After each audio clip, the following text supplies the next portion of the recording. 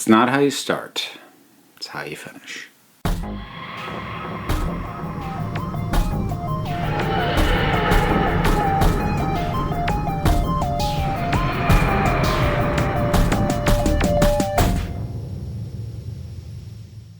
So, time for this month's Doctor Who list. And this one is going to be interesting because I'm going to have to spend a chunk of time explaining exactly what it is I'm doing. I am ranking the exits of the primary companions in the modern era. Now, a couple of things about how I'm deciding to do this, because some people are going to disagree with me as to what does or doesn't count as an exit. An companions, first of all, despite my own, what I consider to be a companion, I'm only dealing with the primary companions, people who the actors had their name in the opening credits and not just for a special.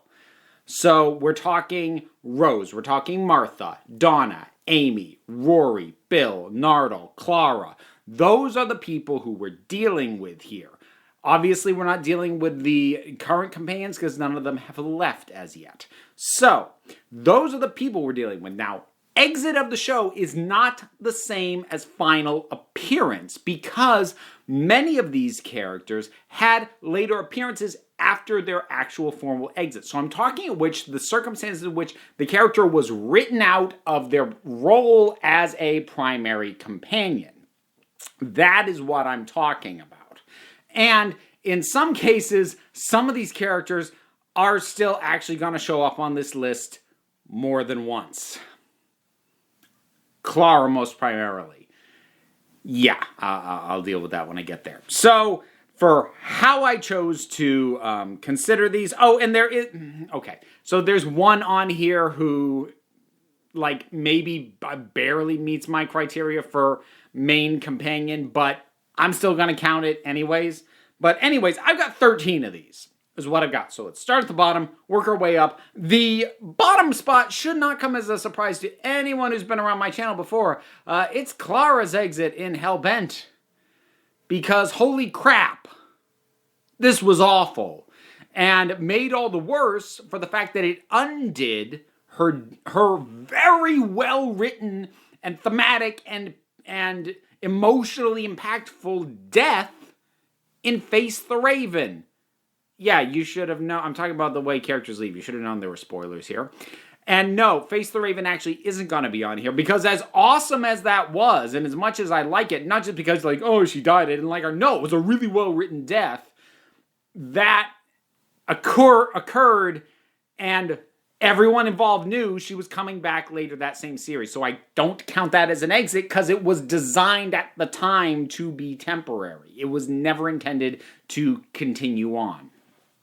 So this, the Hellbent exit with the Doctor undoing what, I get that he's torn up, but like undoing a thematically awesome and emotionally devastating death, and instead have her sail off in her own version of the TARDIS with her own companion. Why? Except the Doctor doesn't remember her. Like nothing about this works. There's no catharsis to it. There's no proper tragedy to it. Just because, what does it happen? He doesn't remember Clara. Yeah, but he remembers that there was somebody. He doesn't remember her face. So what? It's just... Everything about it is soft. It lacks commitment. Because Face the Raven, if they'd stuck with that, that would have been a commitment. Instead we got this. And it sucks. So moving up from that, we have number 12. Now, also I should be clear, that bottom one, that's actually the only one I think is flat out bad. From here, it's just a matter of preference. But moving up from one, number 12, Bill Potts exiting in The Doctor Falls. This one, I was actually surprised I ended up putting this so low because I really like The Doctor Falls and I really like what happens to Bill, except the thing that I realize is if I'm talking about her proper exit from the series, it's not what happens to her in World Enough in Time when she gets cyber converted, which is amazingly done, that entire thing. And even as it carries over into The Doctor Falls, and, you know, the Doctor has to say to her, you know, Yes, he was telling the truth when he said he could fix her, but he was wrong, and I love that. But ultimately, the way she exits isn't really tied to that, because they bring back Heather, kind of, except that it's the sentient fuel, but it's also kind of the girl she had a crush on who kind of brings her back to life, sort of. And again, it's a softening of what felt like a more proper exit. And, I'm going to bemoan the loss of the tragedy on this as well as what happened on Clara. I'm not saying that because, I ache for the tragic resolution. I like positive stuff when I can get it, when it rings true, and it doesn't just feel like, can we get this a little happier there? Which is what it feels a bit like with Bill. Not nearly as jarring as the Clara one from before, but still not great. Number 11, Rory from Angels in Manhattan. Yeah, I'm actually going to deal with Rory and Amy separately. Why is Rory lower than Amy? Well, because Amy gets a heck of a lot more proper focus on her exit than Rory does. Rory, while he has his initial sort of thing with Amy when they both decide to fall, and that's actually quite nice, his actual exit is just, these stupid things. There we go. And he's gone. And again, there's nothing wrong with a suddenness to it, but his exit serves more as an impact on Amy to result in her exit. His exit from the show is more of a tool for us to get to something that is considered sadder. Rory the tool.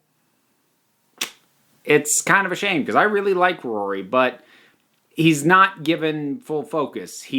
And while it may be fitting, ultimately, that his exit is just in service of Amy, because ultimately his life and the character, even knowingly, the characters are just in service of Amy. But, I don't know. It just bums me out a little. Next up, number 10, Nardole in The Dr. Falls.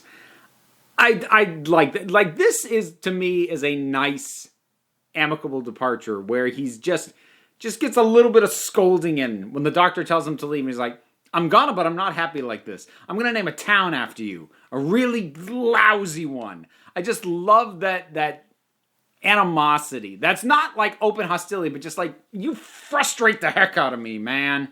That Nardole has towards the doctor, and yet there's the affection behind it. It's a nice little goodbye, and Nardole gets to go off and have whatever it is that he's gonna end up having, but it's low-key, and it feels right for a character like Nardole, who I do consider a primary companion, names in the title and everything, but was always very secondary to Bill. So having a more low-key exit, but just getting a nice little moment like that, it's nice. I like it.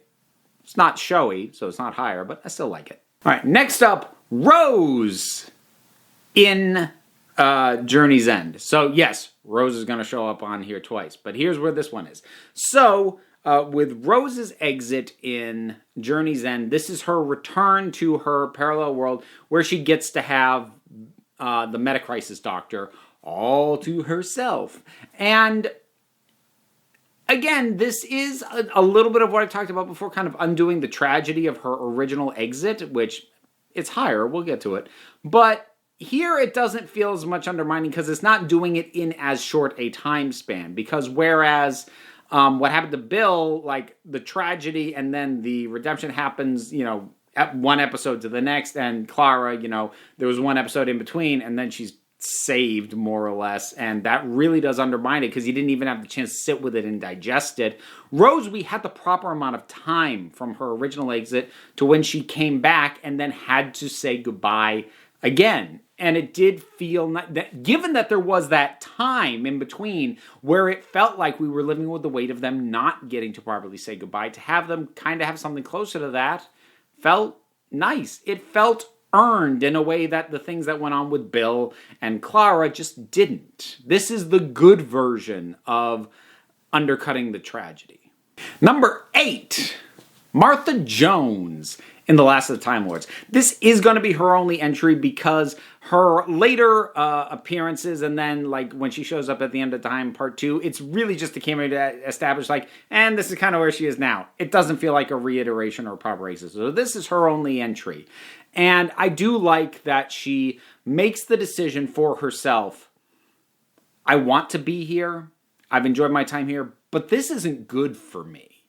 And I need, for myself, and to be the best version of me that I'm going to be, I need to go.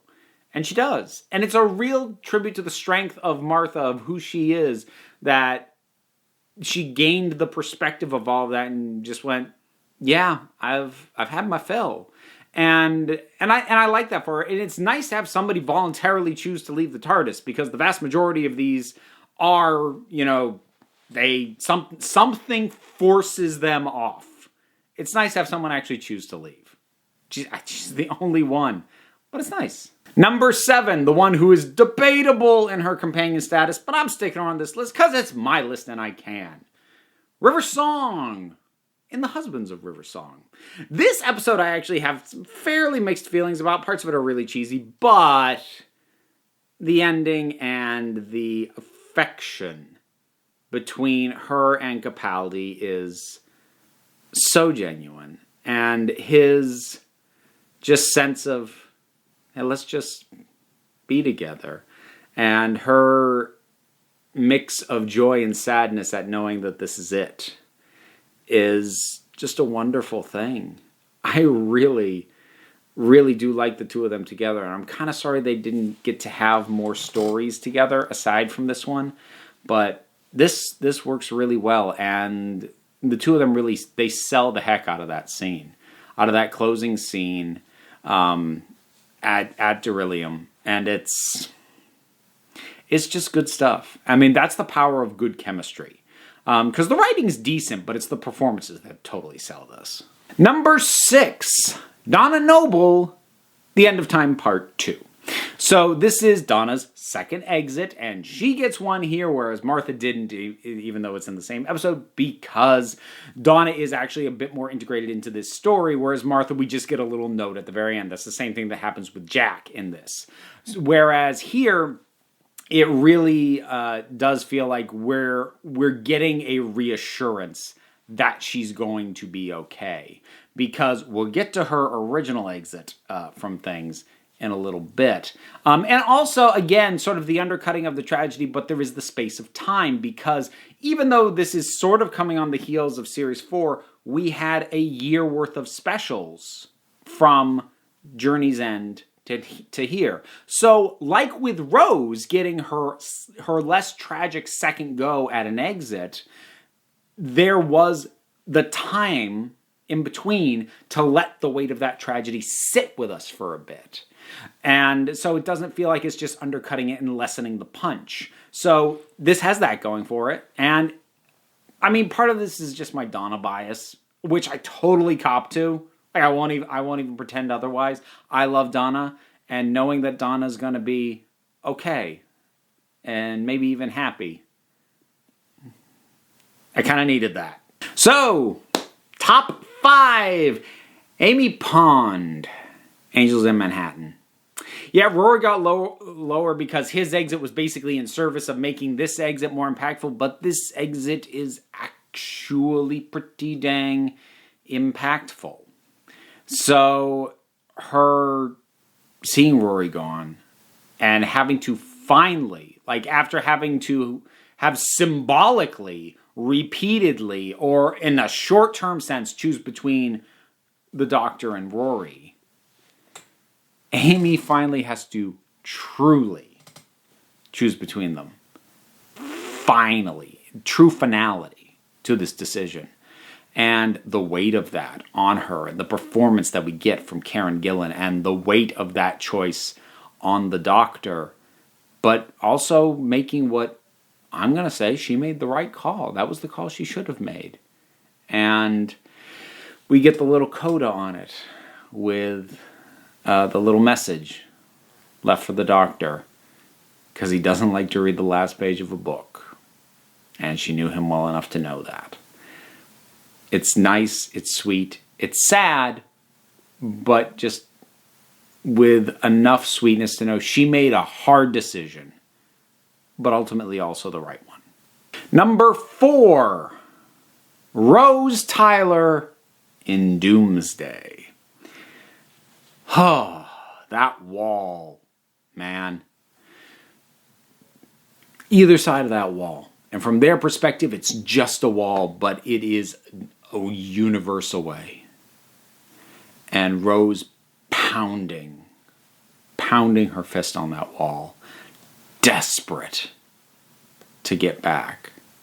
And the doctor just leaning his head against it and just knowing that he can't have her back. And the music, holy cow, the music is so good. And they get their little goodbye moment that gets cut off because sometimes even when you think you have the time, you still don't. And you have to live with that. This is really good. Like the first proper tragedy of New Who, in my personal opinion.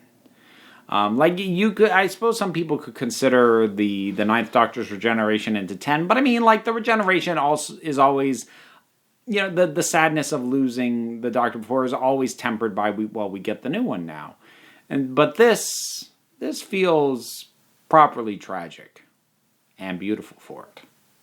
Number 3, this one. Again, someone whose status as a companion, possibly slightly more debatable. He didn't have his name in the credits, but he traveled in enough back-to-back episodes that I'm going to count him. And I was surprised at where I put him and how high he landed. But again, when I looked at these, I'm like, no, I love that. Mickey in The Age of Steel. Now, Mickey would ultimately come back in Journey's End, but again, much like the return of Captain Jack and Sarah Jane Smith, in that he's just kind of there to be part of the team, and his going back is just him going back to his status of not being on the show. This is his exit. And even though he shows up later in the same season in Doomsday, this is the point at which he is making the choice, I'm done. And everything building up to this choice is perfect. I take a lot of issues with this two-parter. There's a lot I don't like about it. But Mickey is awesome. Finding his grandmother in this other dimension and watching him choke up talking to her. And simultaneously, you know, coming to terms, because he's known. It's not like he suddenly realized. He's known that the Doctor only put up with Mickey because Rose was there. And the Doctor would never have picked Mickey, and he would always pick Rose over him. And Mickey knew that. But he comes to terms with that here and realizes, I don't actually have a reason to be traveling with you. But I have a reason to stay here. So I'm going to do that. So I know I said Martha was the only one. Martha is the only actor name in the credits, companion who chose to leave, but Mickey also chose to leave. And I got to put this above Martha's choosing to leave because I felt that it was more the natural conclusion to the story, whereas Martha's, while well earned, didn't feel as much of a yeah. But for Mickey, yeah, it does. And I know people are going to be shouting at me because Mickey's on here, but like Captain Jack isn't on here at all. Because honestly, I couldn't even figure out what to consider his exit, because he really does. He's had like his final appearance, and he had little notes in his appearances here and there, but none of them ever felt like designed to be a sign off for him. I feel like in some ways we're still waiting for that. So he's nowhere on this list, which means we're down to the last 2. One of them I'm pretty sure you know. The other one I'd be surprised if you do. But we'll see. Number 2, Clara Oswald in Death in Heaven. So this is the only other Clara one I'm counting. I am not counting the earlier versions. So we're not counting Oswin from Asylum of the Daleks. We're not counting the Governess from the Snowmen. Nor am I counting Last Christmas. Because even though that was originally written with the intention that it would be her final episode, it was also rewritten when Jenna Coleman decided she wasn't going to leave. So the episode as aired is not setting her up to leave anymore, even though you can see how it was supposed to go. But this, Death in Heaven, was written originally to be Clara's exit from the show, and it still functions as that, and it could have been that, and there's no reason why it couldn't have been her last episode. And there's something about that last conversation between the Doctor and Clara, where they lie to each other about their own pain. Maybe out of selfishness, maybe out of an effort to save the other one any more pain than they know they're already in. And sort of feeling like they each probably know that the other one's lying, but they're going to let the lie stand. Because sometimes that's how relationships, friendships end. Not by tragic circumstances, not by mutual agreement, sometimes just by something's broken and it's just not what it was and we can't even really talk about it. And I felt like this captured that really, really well. And I really, really wish that either this or Face the Raven was the closeout of Clara's story. Because I think this is so much better. Not only better than the exit she got, had it been truly her exit, I'm still counting it because it was designed to be, and had this stood as her exit, it's one of the great ones. It really is. I feel there's a severe underappreciation for these closing scenes of Death in Heaven. But even if it was her last appearance, it still wouldn't get the number one spot because number one spot could not possibly go to anybody other than Donna Noble in Journey's End. You want to talk about tragedy. There is nothing as heartbreaking as Donna shaking her head, going, "No, no, please," as the Doctor comes up to erase her mind. Because you want to compare it to the other tragedies. You want to compare it to Rose. Rose absolutely sold the pain of being on the other side of that wall, but she still got to remember what there was. And what happened was circumstance that they thought they had a handle on it, but they didn't. And there is a tragedy to that, but it's not quite the same. Or the tragedy of Amy making the choice of how the rest of her life was going to go and that it was going to be without the Doctor. There's a tragedy that she had to make that choice, but she still got to make it. Donna has her choice taken from her, and not by circumstance, but by her best friend, by the person that she would rather die than forget. That person takes from her the choice. And it was a choice that she made very clear what she would rather do, that she would rather die than forget. And he won't let her. And how sad she is, and how much it breaks the Doctor's heart to do it, and how broken Wilf looks when the Doctor shows up with Donna, and Wilfred just melts. This is tragedy as beauty. This breaks my heart every time. It hurts. But it hurts in a way that makes you feel alive.